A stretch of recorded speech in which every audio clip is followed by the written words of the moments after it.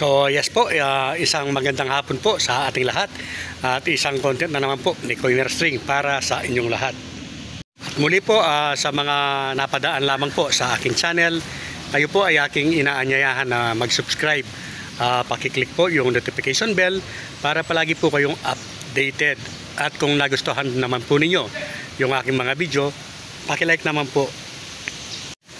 So ayan na nga po at palapit na po ng palapit ang paghahatol. Ano po, malalaman na po natin ilang oras mula ngayon o kaya ilang araw na lang po mula ngayon ay malalaman na natin ang katotohanan kung ano po talaga ang tunay na mangyayari o kahihinatnan po ng term setting bill.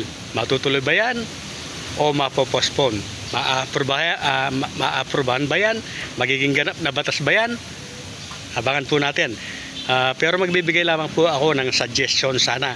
At sana po ito po ay makarating po sa mga kinaukulan.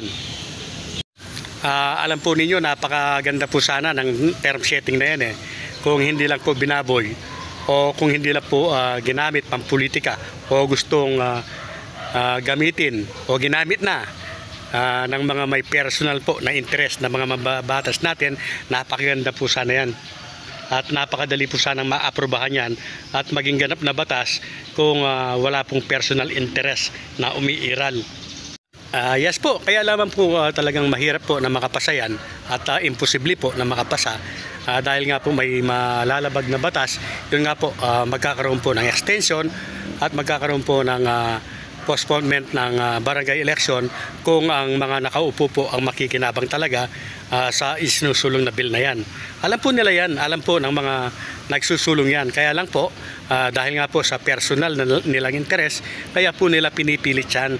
Pero kung ang talagang ang layunin lamang po nila ay ma-extend talaga ang termino ng mga nakaupong barangay o ng mga barangay officials, napakadali lamang po, wala mang kukontra, siguradong magiging Republic Act yan o ganap na batas.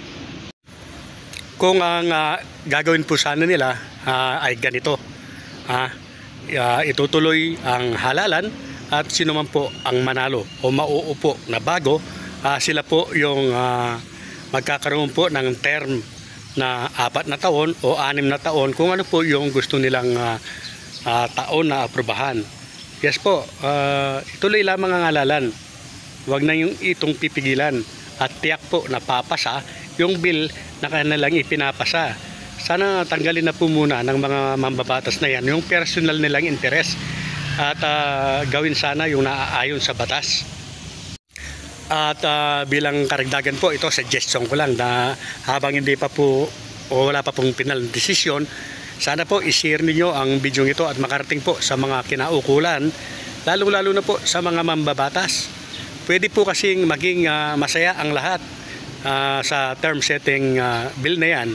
Unang-una nga po kung matutuloy ang eleksyon at ang mga mananalo ang makikinabang po kung ilan ang termino na aaprubahan nila. At isa pa po na karagdagang suggestion ko, lahat po ng nakaupo, first term, second term, third term, balik zero lahat po, iset ng zero.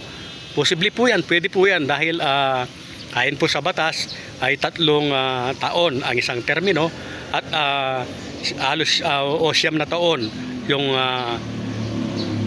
pwede pa silang humabol. Yung 3 terms hindi na, kaya nga pwede na magbalik zero sila, set to zero dahil 4 years or 6 years kung yan po ang gagawin ninyo. So pwede po yan, lahat po masaya, sigurado ako. At ang hindi lamang po magiging masaya, meron hindi magiging masaya. Yan po yung mga kurakot na opisyal na walang ginawa. Ano man ang kanilang posisyon, yan ang natatakot at malulungkot at ayaw. Kahit anong gawin pa natin, extension talaga ang gusto ng mga yan. Pero po yung mga nanilbihan ng tapat, gumawa ng tama, wala pong takot yan kahit anong mangyari dahil sigurado makakabalik yan sa mga posisyon nila. Yes po mga ka-coiner, sana po yan nga ang mangyari.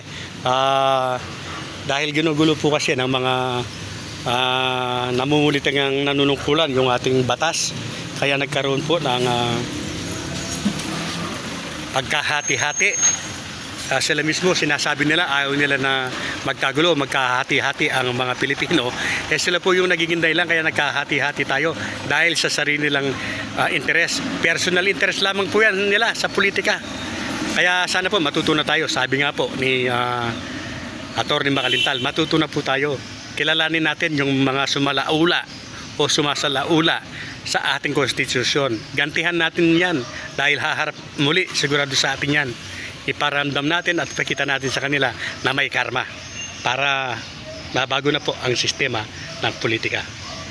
At sa mga baser ko po pala na bakit daw pautalaw-tala ko at parang nag-iisip muna. Meron bang nagsasalita o may gagawin ka na hindi dumadaan sa isip? Kayo kaya, mag-vlog nga kayo ng Kapampangan. Tingnan ko lang kung anong magiging isura ninyo. Hindi po ako Tagalog, Kapampangan po ako. Kaya po talagang matigas po yung dila ko. Kaya kung naiinis ka, huwag kang manood. Hindi para sa iyo ang video ito.